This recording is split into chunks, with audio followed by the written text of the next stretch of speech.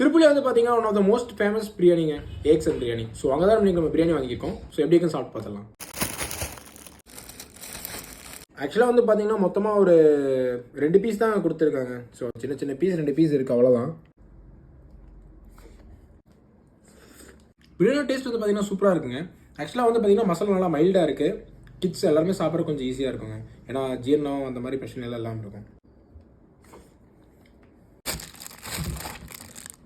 ஆக்சுவலாக வந்து பார்த்தீங்கன்னா மின்ட் லாலிபாப்னு சொல்லியிருந்தாங்க. பட் இது கிறிஸ்பி லாலிபாப் மாதிரி தான் இருக்குங்க.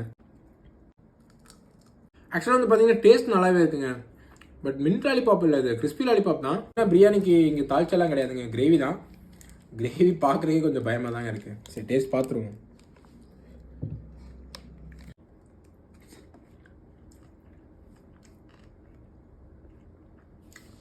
கிரேவி ரொம்பவே ஒஸ்ட்டாக தாங்க இருக்குது.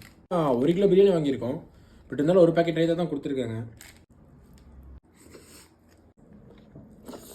ரைஸு ஃபுட்டு எல்லாமே சூப்பராக இருக்குங்க. பட் இருந்தாலும் வந்து பார்த்தீங்கன்னா பிரியாணியில் பீஸ் தாங்க இல்லை. பிரியாணியில் பீஸ் இல்லைன்னா சண்டே நடக்கும். ஆனால் இங்கே போய் சண்டை போட முடியாதுங்க. சிக்கன் பிரியாணி எப்படி பிரியாணின்ற டவுட்டே வந்துருச்சுங்க எனக்கு.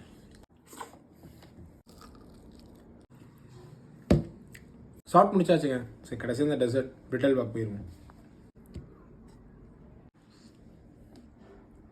பிரெட்டோட டேஸ்ட்டுமே நல்லா இருக்குங்க.